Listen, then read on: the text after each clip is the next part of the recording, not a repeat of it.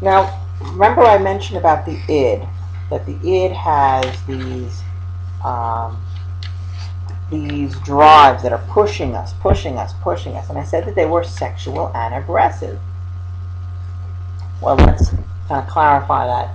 The life drives or the sexual drives are the eros, and that's essentially what is pushing us towards life and sexuality. Sexuality is certainly part of life, and we want to be able to, be able to, satisfy our own sexual and life needs. Taking care of hunger, feeding ourselves, everything like that. So this is about survival, and of course, reproduction is about survival. Don't forget that. You're not if we as a species are not reproducing, we as a species are not surviving. So those sexual feelings are an important aspect of our survival, and Freud emphasized that a lot. And this energy that comes from these sexual drives, he calls it libido. And of course, you've heard that term, the libido, your sexual energy. Okay. On the other hand, you also have death drives. And this comes from the idea that the goal of all life is death. Okay? Got news for every one of you.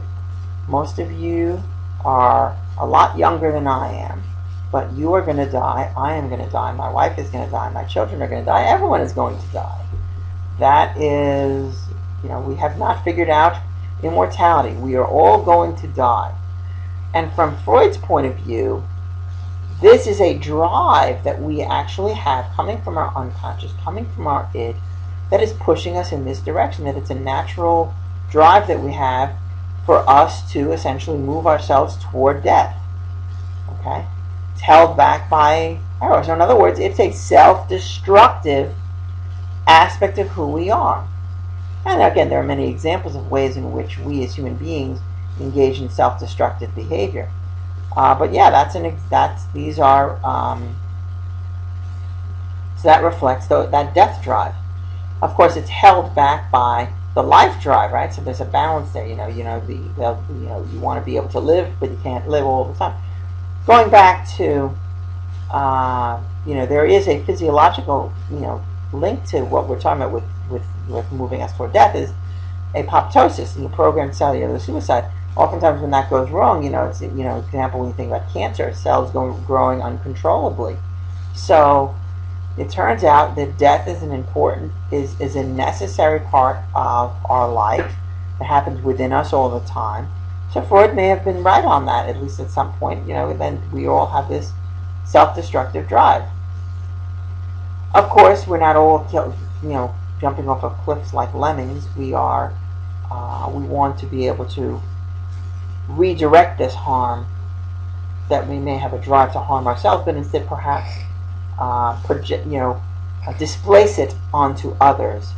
And that would be an example of aggression, where you displace the aggression you might want to express toward yourself, at least unconsciously, and express it towards others. So instead of being self-destructive, you might be destructive to others.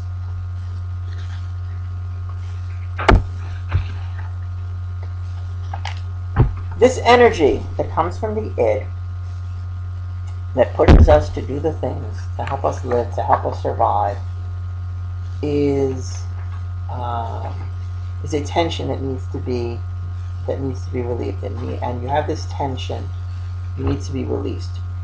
According to Freud, catharsis is an important aspect of this, is what we do to release this tension. So in other words, we release it. The idea of catharsis, imagining just like, getting all bottled up until finally your steam blows and you just explode. That's an example of catharsis. Now, to be honest with you, the research suggests that this may not necessarily be a way to cope with anger in an appropriate way. So in other words, the idea of, you should just release your anger. If you're having this anger, just release it. Just yell and get it out of the way.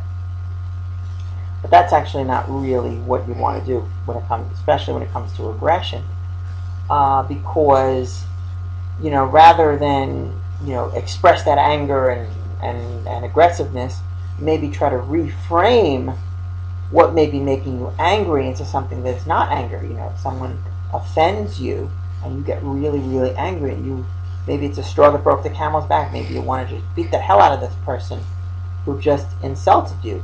Well, maybe you kind of have to step back and say, well, maybe what was said was not meant to be an insult. And maybe I'm interpreting it that way. Maybe you could reframe what you're thinking, and therefore your anger is going to disappear, not because you've had a cathartic release of it, but just because you had a reappraisal of it. So my suggestion would be perhaps that's a healthier way of dealing with anger, perhaps, than catharsis. But again, going back to Freud's theory, is that this energy that is building up from the id does need to be released some way, perhaps in a way that is socially acceptable, but nevertheless should be released. Can't just be held in there. Okay. Let's talk a little bit about anxiety. This anxiety is a warning signal to the ego, according to Freud. It is,